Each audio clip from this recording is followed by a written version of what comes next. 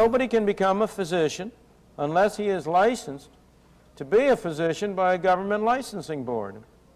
Now I ask you, who do you suppose is competent to decide who should be a physician? Only other physicians. So the membership of licensing boards of medical groups is always composed of physicians. And that has, in fact, been a key element in the restriction of entry into medicine and in keeping the number of physicians to a lower level than it otherwise would have been.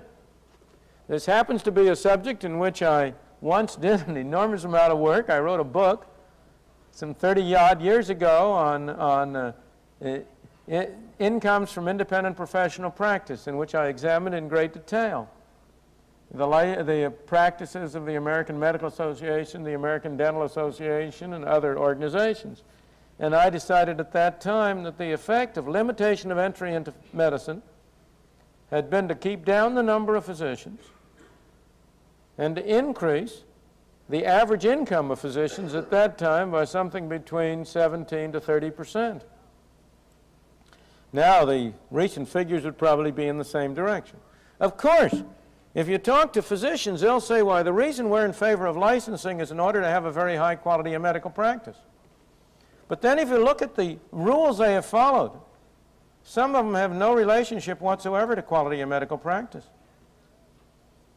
After you had Nazi Germany take over, and you had in Germany the Nazi regime, and there was an attempt by Jewish physicians and other groups, persecuted groups from Germany, to come in the United States, all of a sudden the Medical Association started to require that people be citizens of the United States in order to practice medicine, in order to be licensed. Now, it's a very nice thing to have people citizens of the United States, but will you tell me the relationship between that and the ability to practice medicine? I could go on at great length. Again, I'm not criticizing people. I don't mean to say that people, the physicians aren't sincere when they say this. Of course they are sincere. That doesn't mean they aren't wrong.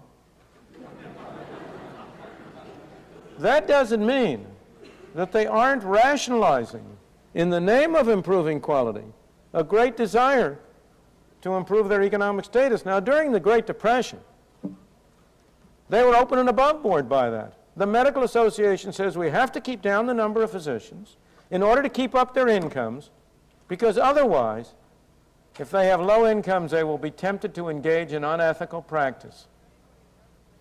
Now, if anybody has ever been able to establish any correlation between the level of income and the state of personal ethics, I would like to see that evidence.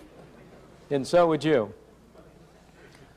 And of course, licensure is used much more broadly. I mentioned the medical example because it seems the best justified, and it is in a way. It's harder to argue against than almost anything else. But you go down the line. Have you ever looked at the number of licensing arrangements? You have to be in almost every state. I don't know about Pennsylvania, but I'm sure you have to get a state license to be a barber. And in most states, in order to get that license, you have to supposedly have taken courses on the biology of hair and on care of skin and all sorts of things. And of course, again, who is it who licenses the barbers? It's not the customers. Plumbers license plumbers. And if you really want to know the real function of licensure, of licensing all these occupations, all you have to do is go and see who goes down to the state legislature to lobby in favor of licensing. Now, if the real true function of licensing is to protect consumers, you'd expect consumers to be licensed, to be lobbying for licensure.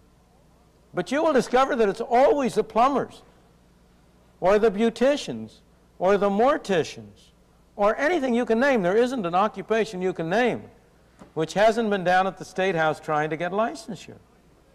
Now, of course, you might say that the plumbers know better than anybody else why the customers need protection.